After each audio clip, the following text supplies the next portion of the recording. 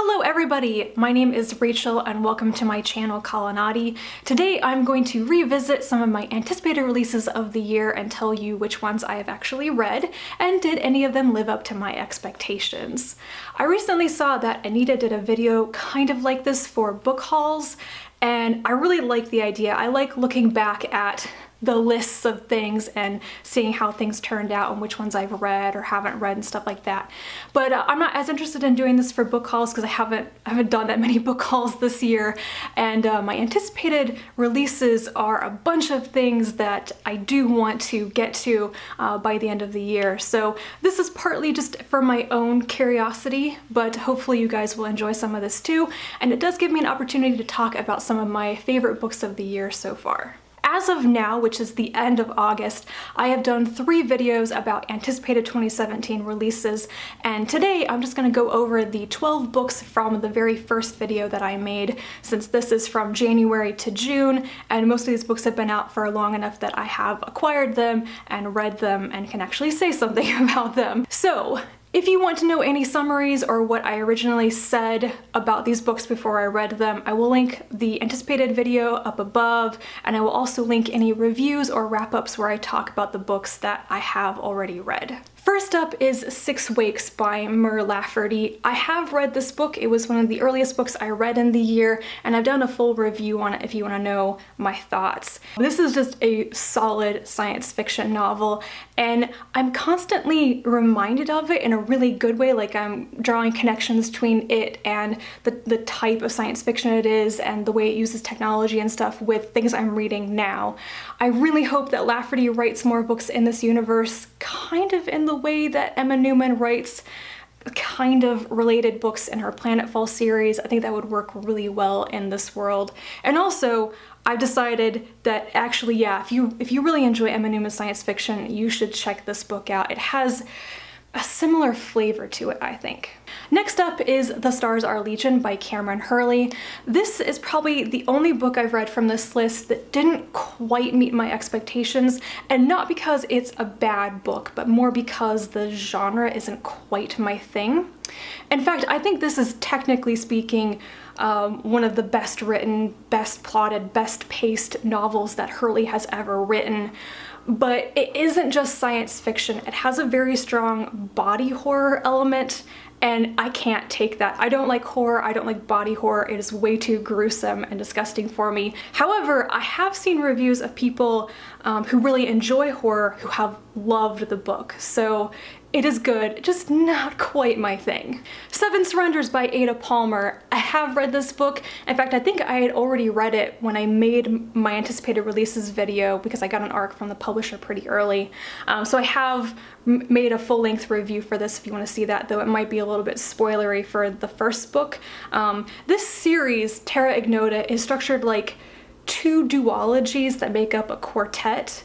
So Seven Surrenders is the second book in the duology that begins with Two Like the Lightning. And man, I'm so curious for what The Will to Battle, the third book, will be like, because I'm assuming that's going to be a completely different storyline, but in the same world, maybe kind of feeding off the events of Seven Surrenders, but I can't wait, and this was such a good read. So there's one book on this list that I haven't read, and I am like kind of ashamed that I haven't, because it is Luna Wolf Moon by Ian McDonald.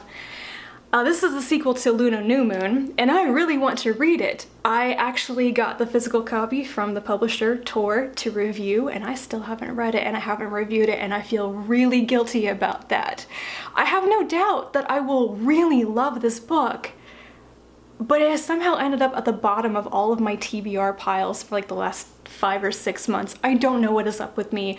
I will read it and talk about it by the end of the year. Another one that I've read is New York 2140 by Kim Stanley Robinson. I don't have the book here because I got it from the library, but I will probably buy my own copy because I suspect this will most certainly be on my favorites of the year list. It was that good. I didn't do a review of this one, much to my regret. I ended up talking about it so long after I had read it in, I think, my A to Z readathon wrap-up that I had forgotten some of the details. It's a pretty complex, intricate story, lots of info dumping, lots of stuff to understand, like theoretically, to get what all the characters are working towards. It was amazing. I could see myself rereading this book. The Collapsing Empire by John Scalzi. This would be the only one from this list that I have felt underwhelmed by so far, though I still liked the book. It's the first in a new science fiction series from Scalzi, and all of my pros and cons are like the same here. On the one side, it has the humor and the character types and the style that I love from Scalzi's books. It has his very strong voice and style. But on the other hand, I was really expecting this book and this new series to be something different from Scalzi, and it wasn't. And it ended up feeling like a lot of setup, and now we have to wait for the action to really begin in the next book, which is, I think, 2 years away. And I don't like having to wait that long. I really don't like having to wait that long. Next up is Phantom Pains by Mishell Baker. This is the sequel to Borderline, and it is one of the few urban fantasies that I've really enjoyed recently. I loved it just as much as the first book. I didn't think there was any sophomore slump there, and I talked about it in a wrap-up. Cold Welcome by Elizabeth Moon. This is the first book in a new series called Vatta's Peace, which is a sequel series to Vatta's War, and it's not a good place to just jump in if you're new to Elizabeth Moon's military science fiction. It does rely very heavily and refer a lot to the events of the 5 previous books in the Vatta's War series. I loved it. As a person who has read the first series and loved those books, I was a little bit concerned that this book, after a 10-year gap, just wouldn't be the same. But it was, and I enjoyed it so much. I thought it was quite a strong first book in a new series. And I did do a full review of it, though be forewarned that I kind of have to spoil the first series to explain the setup of this book. One of the few books that I shockingly have not read from this list is Tender by Sofia Samatar. This is her first collection of short stories that came out from Small Bear Press in April. Why haven't I read it? I'm not really sure at this point. I pre-ordered it, I got it early and everything, but I think I set it aside because I was thinking about saving it for the next A to Z readathon, which happens in November, but every time I see the book on my shelf, I'm like, why haven't I read that yet? Really? Why? I will get to it though. I will probably get to it in the next A to Z readathon. It is short, and I like reading short story collections during readathons. I know I'm gonna like this because I enjoy Samatar's writing so much. No matter what she writes, it's beautiful. Tremontaine Season 1. This is another one that I actually read before I made my anticipated releases video because it was serialized by Serial Box back at the end of 2015, and I subscribe to this series. But the print edition came out from Saga Press in May, and I still intend to pick up the print edition at some point. It just hasn't been high on my list of things to pay for right now, but I enjoyed it and I highly, highly recommend it. Next up is Raven Stratagem by Yoon Lee. This is the sequel to Nine Fox Gambit, and it is one of my favorite books of the year.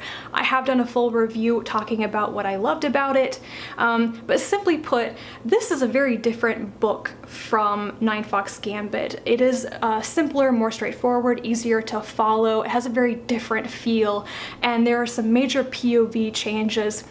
Mainly less Cheris, less Jadao. Some people were disappointed by both or either of those things, and I wasn't bothered by it at all, and I ended up enjoying everything about it.